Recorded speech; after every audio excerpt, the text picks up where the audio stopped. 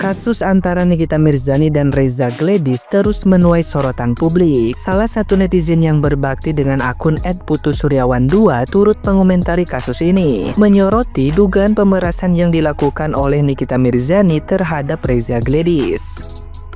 Ia berpendapat bahwa tindakan Nikita Mirzani yang meminta uang dalam jumlah tertentu agar diam dan tidak mengungkap masalah produk milik Reza Gladys bukanlah bentuk penyuapan melainkan pemerasan. Pasalnya, inisiatif dan penentuan nominal datang dari pihak Nikita Mirzani sendiri. Dalam pandangannya, hal ini menjadi semakin serius karena jika Nikita Mirzani benar mengetahui bahwa produk tersebut berbahaya, seharusnya ia melaporkan ke BPOM atau kepolisian, bukan malah memilih untuk tutup mulut demi uang.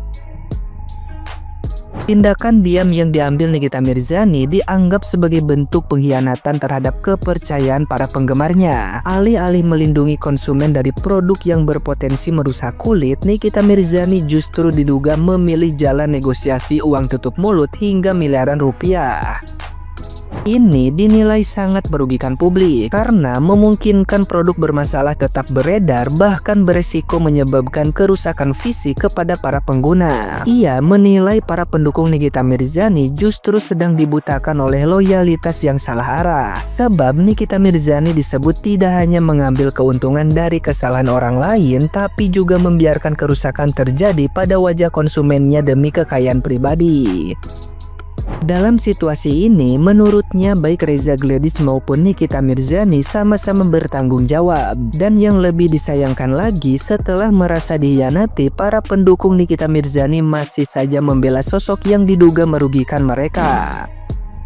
Jadi kali ini kembali saya membahas topik tentang kasus Nikita Mirzani ya, dan Dr. Reza Gladys. Sekaligus kali ini kembali saya memberikan pencerahan atau menyadarkan para pendukung Nikita ya, yang sebenarnya jujur saya heran gitu loh kepada para pendukung Nikita. Masih ada saja orang yang mendukung Nikita. Itu saya nggak habis pikir gitu loh, heran. Masih ada saja yang mendukung Nikita dalam kasus ini. Ya, ada yang bilang ini pemerasan, ada yang bilang ini penyuapan. Bagi saya pribadi ini jelas pemerasan. Begini loh, kalau penyuapan itu Dr. Reza Gladys yang akan menawarkan uang dan menentukan jumlah. Tapi di sini jelas yang meminta uang itu Nikita lewat Mail, dan si Mail ini yang menentukan jumlah. Jadi jelas bagi saya ini pemerasan. Ya, nah sekarang saya mudahkan bagi kalian pendukung Nikita ya, biar sadar. Kalian kan bilang bahwa produk Dr. Reza Gladys itu bermasalah, berbahaya. Ya, oke. Anggaplah produk Dr. Reza Gladys bermasalah, berbahaya. Sekarang Dr. Reza Gladys ngasih Nikita uang tutup mulut, biar Nikita diem. Ya, nah sekarang logikanya, kalau Nikita diam dikasih uang tutup mulut 4 miliar, otomatis produknya yang kalian bilang berbahaya dikeluarkan oleh Dr. Reza Gladys. Ketika Dr. Reza Gladys mengeluarkan produk berbahaya itu, nah kalian anggaplah membeli produknya. Setelah kalian membeli produknya, muka kalian rusak, ya kan? Setelah muka kalian rusak, saya bertanya, terus yang bertanggung jawab siapa?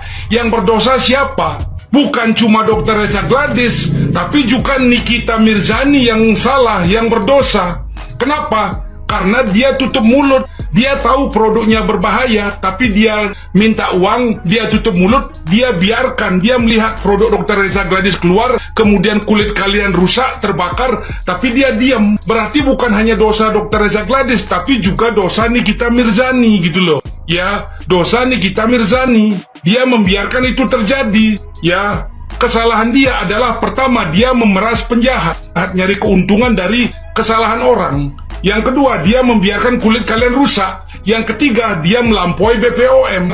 Ketika mendapat duit, dia diam. Dia biarkan kulit kalian rusak. Gitu loh, ya. Jadi ya, Nikita tahu bahwa produk Dr. Reza Gladys berbahaya. Dia bisa lapor BPOM, dia bisa lapor polisi, ya kan? Dan tidak akan ada yang namanya nego-nego uang tutup mulut. Tapi enggak, di tengah-tengah ini dia malah nego uang tutup mulut 4M. Biar aman, katanya mulutnya mahal.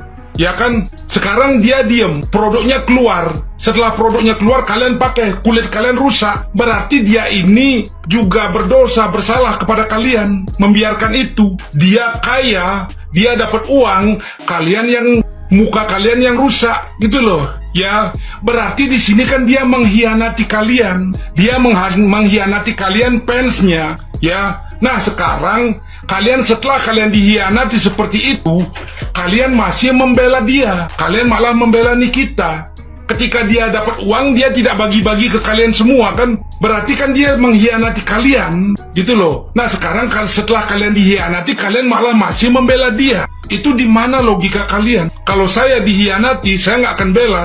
Tapi ketika kalian dikhianati, kalian masih bela dia. Saya nggak tahu SDM kalian, ya. Itu, jadi saya nggak habis pikir kok masih ada yang membela dia. Orang yang sudah mengkhianati fansnya sendiri, tapi masih dibela gitu loh. Di mana logika kalian? Ya. Nah, gimana nih menurut netizen yang terhormat? Silakan berkomentar ya. Nikita tag Presiden Prabowo, tag Mindra juga karena Nikita udah menyelamatkan banyak masyarakat Indonesia. Ya Allah, tolong gak ngerti lagi sama pendukungnya, sumpah. Lu ngerti gak sih kalau menyelamatkan masyarakat itu modus? Ya gimana gua nggak mikir itu modus gitu kan? Masa iya produk yang awalnya digadang-gadang berbahaya terus tiba-tiba jadi aman cenah? Gara-gara apa? Gara-gara habis ditransfer. Kata gua menyelamatkan masyarakat Indonesia, no. Menyelamatkan cicilan, yes. Gua gedak banget lihat persidangan soal skincare. Gila, emang Indonesia punya lo? Hah? Di ruang sidang maki-maki, teriak-teriak, ya ampun. Semua narapidana, semua tersangka kayak begitu aja sekarang. Jadi orang yang salah nggak usah dihukum. Kok bisa teriak-teriak berisik buat kericuhan tapi masih ada di ruang sidang? Dikira Indonesia punya dia kali. Lu emang nggak pernah ngerugiin masyarakat Indonesia, tapi lu ngajarin ke anak-anak bangsa tuh ya untuk nggak punya tata krama, atau nggak punya aturan hidup. Teriak-teriak, urakan, maki-maki orang emang bagus, ngina-ngina orang emang bagus. Itu orang punya moral, gak punya. Ih, kayak gak punya sopan santun. Bingung gue.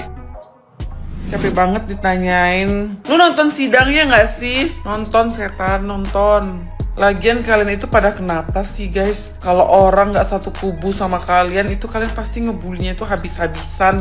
Itu ada lagi Viti yang aku lihat ngebuat JPU-nya itu mirip Sister Hong lah, apalah. Kenapa sih trik kalian itu selalu sama, selalu menyerang mental orang? Aneh, tahu nggak? Kalian nggak terima bilang JPU-nya udah disetting, hakimnya udah disetting, udah dibayar, apalah segala macem.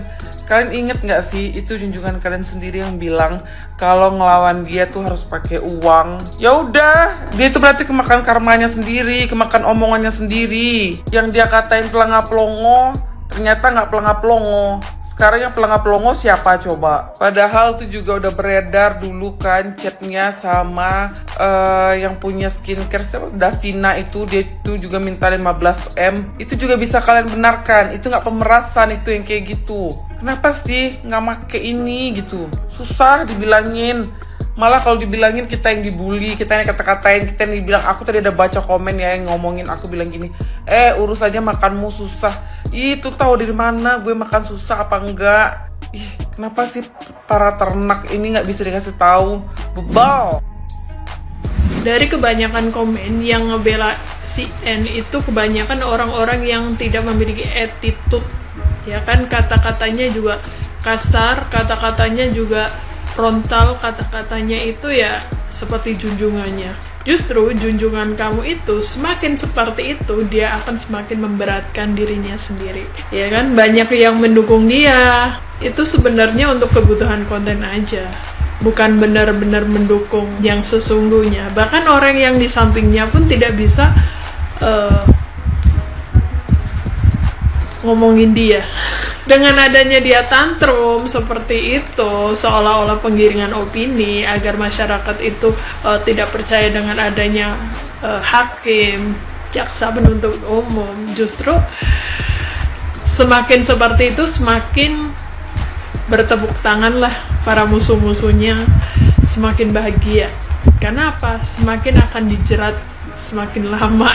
Baru kali ini melihat seorang terdakwa yang tidak taat aturan. Tidak semua orang itu bisa diatur. Kalau pengen semua orang bisa diatur sama kamu, ya bikin negara sendiri, ya kan? kebanyakan yang komen-komen ya kan, ya komennya itu komen-komen yang tidak waras, tidak ada attitude-nya, tidak ada mencerminkan orang yang tidak berpendidikan. Kata-kata yang maaf, dasmu, matamu, so tau, ini dan itu, bla bla bla bla. Ya kan?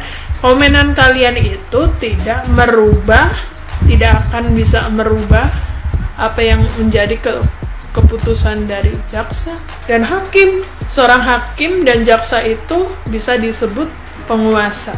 Kamu sama jaksa dan hakim aja, ya kan, dia lawan, apalagi lu diinjak sama dia.